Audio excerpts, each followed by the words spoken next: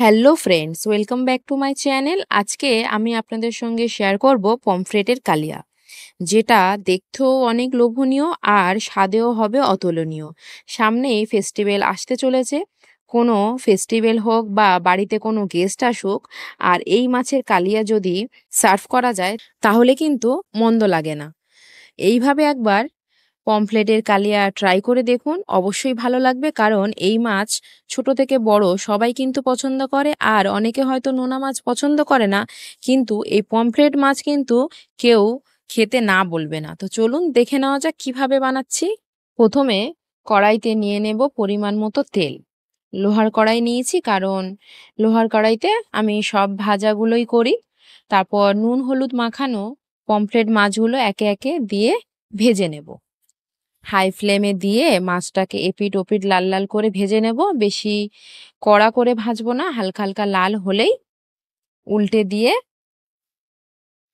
আর এক পিঠ লাল হয়ে আসলেই তুলে নেব। এবার অন্য একটা পরিষ্কার কড়াইতে নিয়ে নেব পরিমাণ মতো তেল। তেল গরম হয়ে এলে দিয়ে দেব কালো জিরে, কারণ নোনা জলের মাছে একটু কালো জিরে দিলে গন্ধ খুব ভালোই আসে। তারপরে দিয়ে দেব বেশ খানিকটা চপ করে কেটে রাখা পেঁয়াজ, দিয়ে ভালো করে নাড়িয়ে চাড়িয়ে নেব যতক্ষণ না পর্যন্ত পেঁয়াজটা নরম হয়ে আসছে। এখানে আপনারা পেঁয়াজ গ্রেট করেও কিন্তু দিতে পারেন। তারপরে পেঁয়াজটা নরম হয়ে এলে দিয়ে দেব আদা রসুন বাটা। আদা রসুন বাটা দিয়ে ভালো করে মশলাটা ভেজে নেব পেঁয়াজের সাথে। মশলাটা ভাজা হয়ে গেলে দিয়ে দেব কুচি করে কেটে রাখা টমেটো। এখানে দুটো বড় সাইজের টমেটো আমি ব্যবহার করেছি। তারপরে ভালো করে নাড়িয়ে চাড়িয়ে দিয়ে দেব পরিমাণ মতো লবণ। লবণটা দিলে তাড়াতাড়ি টমেটোটা সেদ্ধও হয়ে যাবে, আর রান্না করতে বেশি সময়ও লাগবে না।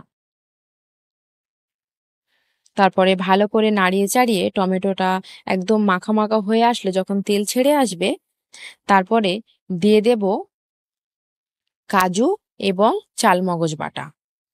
এটা দেওয়ার জন্য কালিয়ার স্বাদ এবং গন্ধ কিন্তু একদমই পাল্টে যাবে। দিয়ে দিলাম সামান্য শিল ধোয়া জল। অল্প মশলা বলে আমি শিলেই বেটে নিয়েছিলাম। তারপরে ভালো করে কষিয়ে নেব মশলাটা। দিয়ে দিলাম পরিমাণ মতো কাঁচা লঙ্কা। কালিয়াতে একটু ঝাল বেশি না হলে ভালো লাগে না। এখানে গুঁড়ো লঙ্কা আমি ব্যবহার করব না, শুধু কাঁচা লঙ্কাই ব্যবহার করব।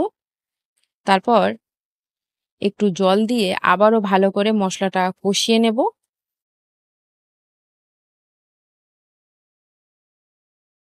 তারপরে দেব পরিমাণ মতো হলুদ গুঁড়ো, দিয়ে ভালো করে কষাবো যতক্ষণ না পর্যন্ত উপরে তেল উঠে আসছে।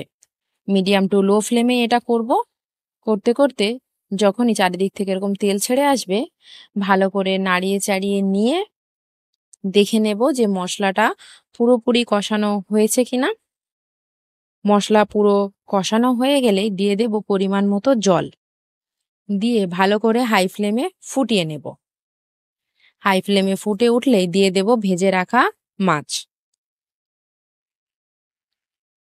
ভেজে রাখা মাছ দিয়ে ভালো করে একটু নাড়িয়ে চাড়িয়ে আরো 4 থেকে 5 মিনিট একটু ফুটিয়ে নেব। ঘন হয়ে আসলে ঝোলের পরিমাণ দেখে নেব, একদম মাখা মাখা করেই নামাবো।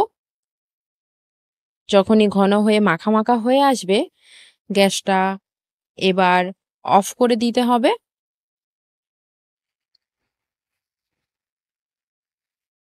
তারপর উপর থেকে একটু ধনেপাতা কুচি দিয়ে দেব।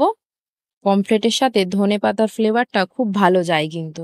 ব্যাস রেডি হয়ে গেল পমফ্রেটের কালিয়া। গরম ভাতে, বাড়িতে যে কোনো অকেশন কিংবা গেস্ট আসলে পরিবেশন করুন। আর ভিডিওটা যদি শেষ পর্যন্ত আপনাদের ভালো লেগে থাকে, প্লিজ ছেড়ে যাওয়ার আগে একটা like, comment, share and subscribe করে যাবেন। Thank you for watching.